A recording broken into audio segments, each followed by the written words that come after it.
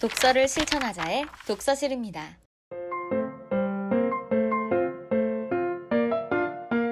네, 안녕하세요. 저는 인천대학교 다니고 있는 기획과 4학년 이민섭이라고 하고요. 인천대학교 동아리연합회 부회장을 맡고 있습니다.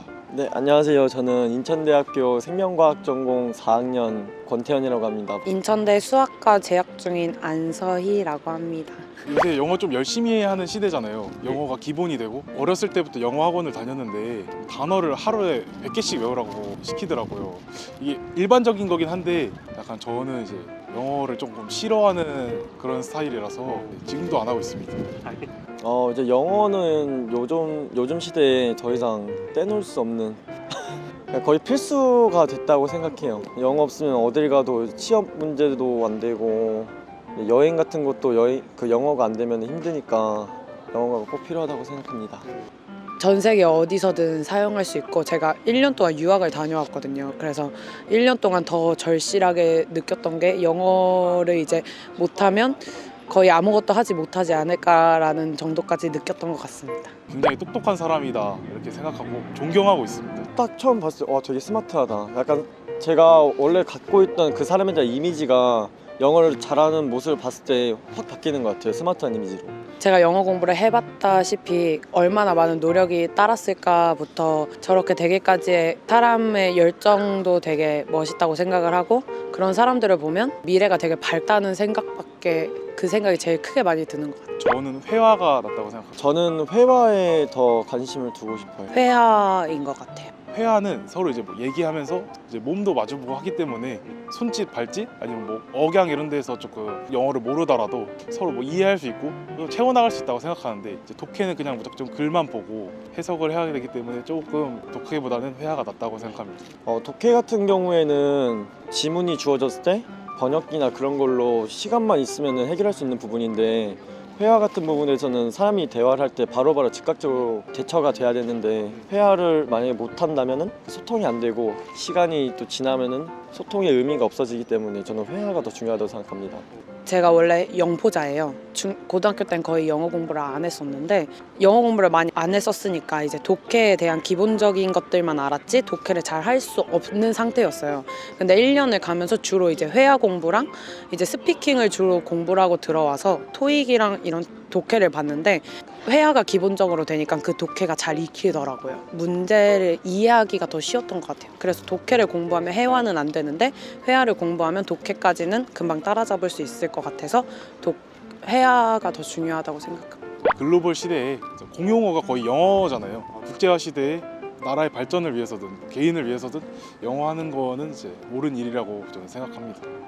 그러니까 만국의 공통 언어가 돼가지고 카페 같은 데도 가서 영어로 된 메뉴가 있으면은 그 메뉴가 시나몬이라는 단어를 몰라가지고 시나몬이 뭐지 하고 이렇게 찾아봤거든요. 그런 식으로 이제 저희 일상생활에 완전 밀접해 있는 언어다 보니까 사람들이 그렇게 관심을 많이 갖고 있는 것 같아요. 아마 시대에 뒤처지지 않기 위해서 하는 거 아닐까요? 요즘은 어느 회사든 무엇을 하려거든 제일 필요한 게 기초가 영어라고 생각을 해요.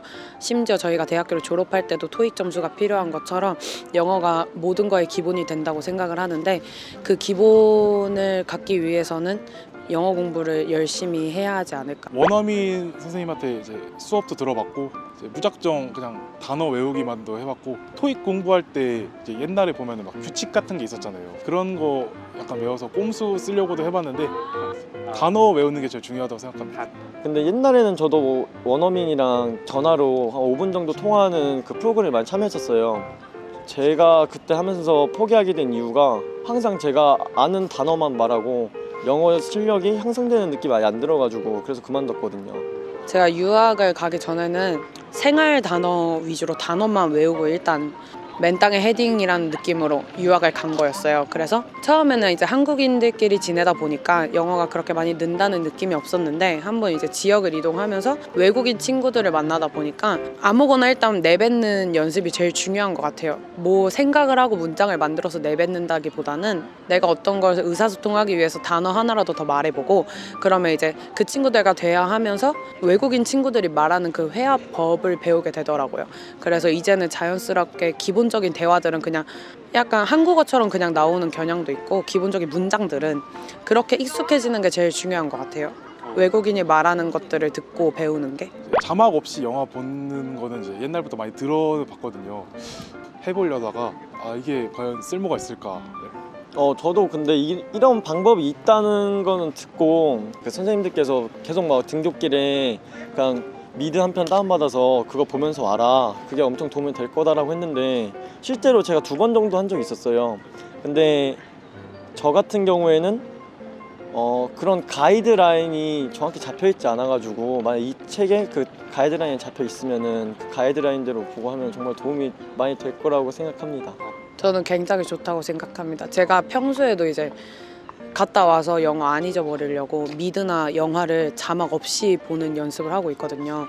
통으로 이해는 하지 못해도 그 중간중간에 단어들을 들으면서 이해가 가고, 그 미국인들이나 영국인들 드라마를 보면 그 특유의 장난치는 약간 그런 말투들이 있어요. 속어 같은 게 그들만의 은어가 있어요. 그래서 그것들을 배우기에도 아주 좋은 것 같고, 그래서 대화에 제일 도움이 많이 되는 게 제 생각에는 드라마나 영화나 현실적인 그런 대화라고 생각하거든요. 그래서 아주 큰 도움이 되는 게 맞는 것 같습니다. 원어민들을 많이 만나는 약간 그런 사람들이 영어를 잘한다고 생각해요.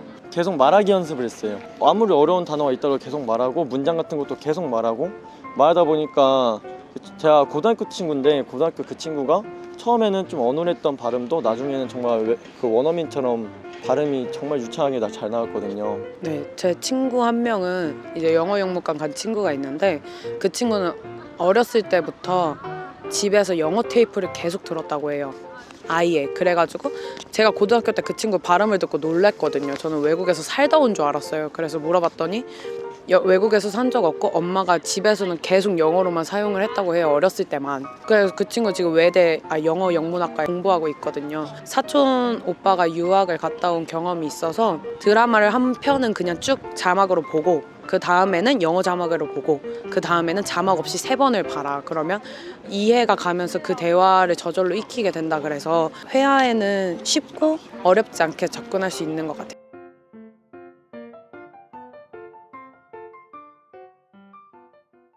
독서를 실천하자의 독서실이었습니다.